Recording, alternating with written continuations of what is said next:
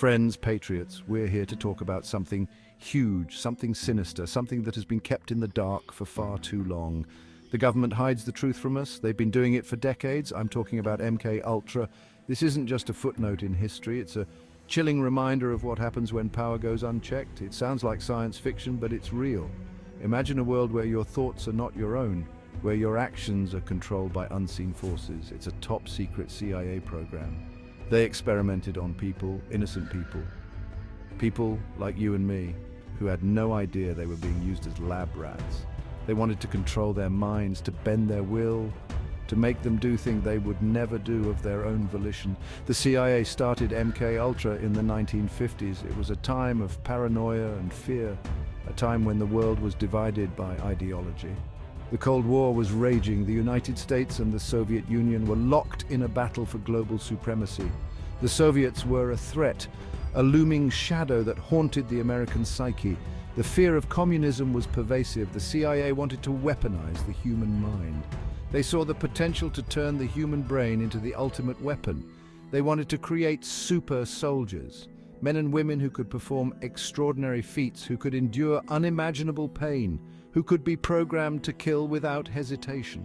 They wanted spies who would obey without question, operatives who could infiltrate enemy lines and carry out missions with robotic precision. They wanted to extract information from enemies, to pry secrets from the minds of adversaries, to turn them into unwitting informants. This program was all about control, total control, the kind of control that strips away humanity, that reduces individuals to mere tools. The CIA used unsuspecting citizens as guinea pigs. They drugged them, they tortured them, they erased their memories, they shattered their lives, they turned them into puppets, puppets who danced to the tune of their masters, who had no will of their own. This is not a conspiracy theory, folks. This is documented fact.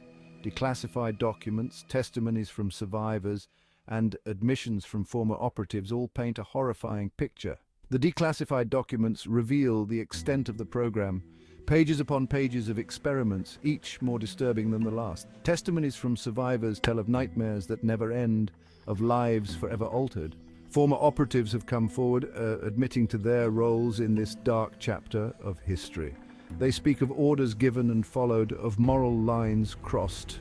The public was outraged when the truth came to light. There were demands for accountability, for justice for the victims, but can there ever be true justice for such atrocities? MK Ultra is a stark reminder of the dangers of unchecked power. It forces us to ask difficult questions about the nature of authority, the ethics of experimentation, and the value of human life. As we reflect on MK Ultra, we must also consider its modern implications. What lessons have we learned? How do we ensure that such abuses never happen again? The answers are not easy, but they are necessary. We must remain vigilant. We must demand transparency and accountability from those in power. We must protect our rights and freedoms, lest we become the next unwitting subjects of a new secret program. The truth is powerful. It can be hidden, but it cannot be destroyed. It is our duty to seek it out, to shine a light on the darkness, and to ensure that the mistakes of the past are never repeated. The CIA used brutal methods in MK Ultra.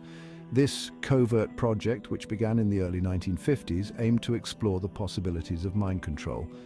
The methods they employed were not only harsh, but often inhumane, pushing the boundaries of ethical research. They experimented with dangerous drugs. LSD was a favorite. The hallucinogenic properties of LSD made it a prime candidate for their experiments.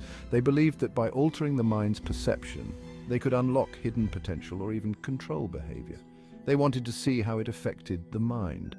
Subjects were often given LSD without their knowledge, leading to unpredictable and sometimes terrifying experiences. The goal was to understand how these altered states could be used to manipulate thoughts and actions.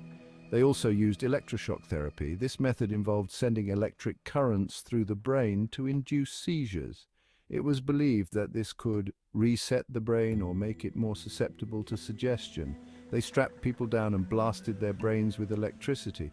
The intensity and frequency of these sessions varied, but the underlying principle was the same: to break down the individual's mental defenses. Hypnosis was another tool in their arsenal.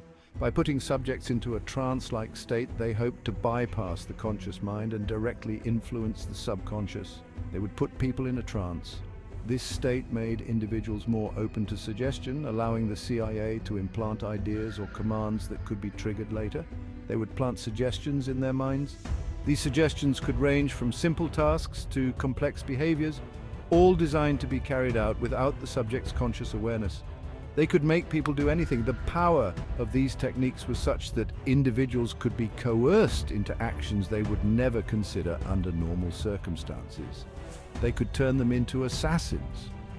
By combining drugs, hypnosis, and psychological manipulation, the CIA believed they could create perfect, untraceable operatives. They could make them forget who they were.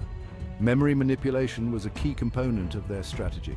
By erasing or altering memories, they could ensure that subjects had no recollection of their training or missions.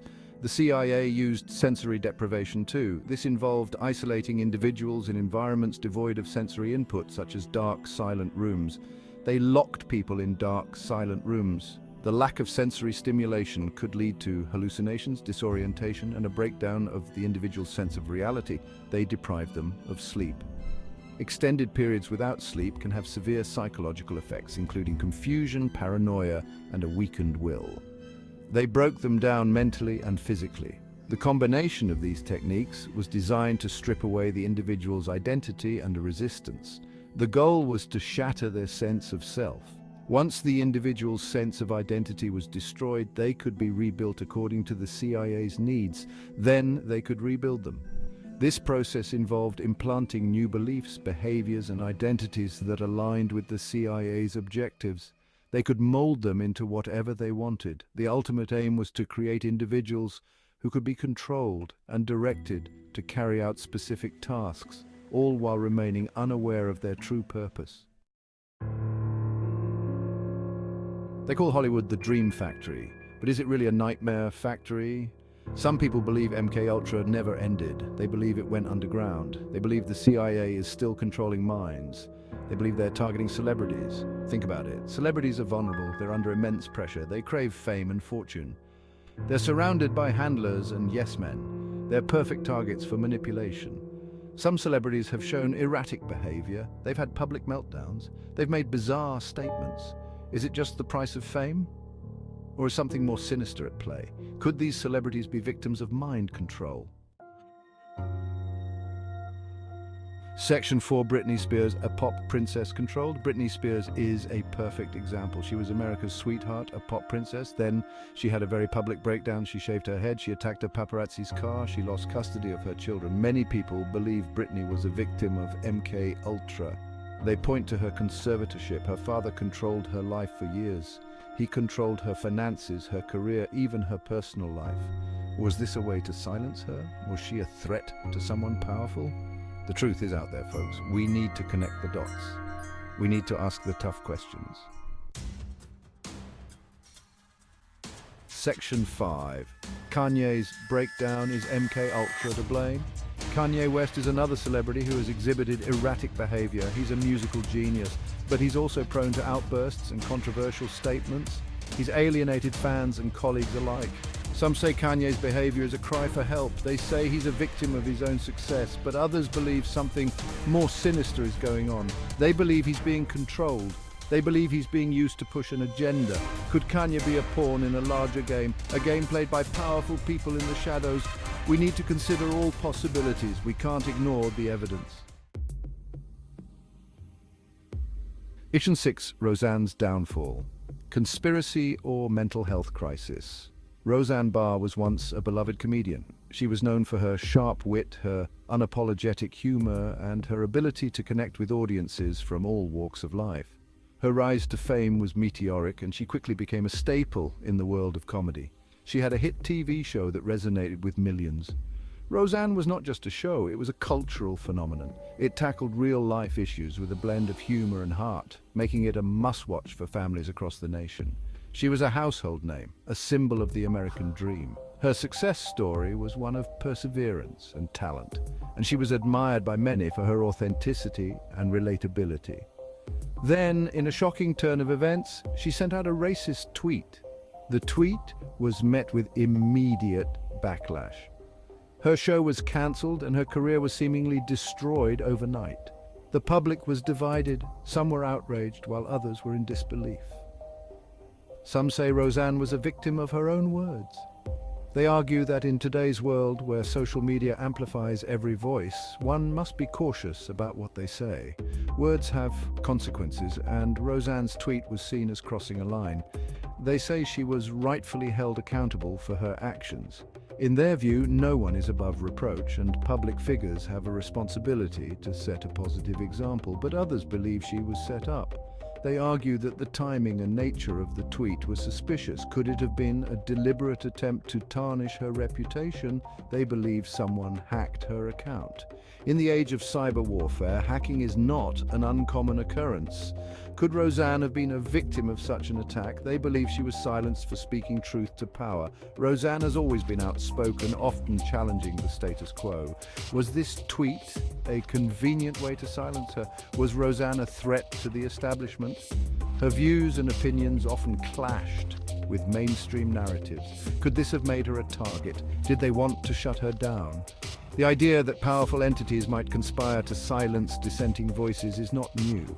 Was Roseanne's downfall orchestrated? These are questions we need to ask. The truth is often more complex than it appears, and it's essential to consider all possibilities. We can't be afraid to challenge the official narrative. In a world where information is controlled and manipulated, questioning the status quo is crucial.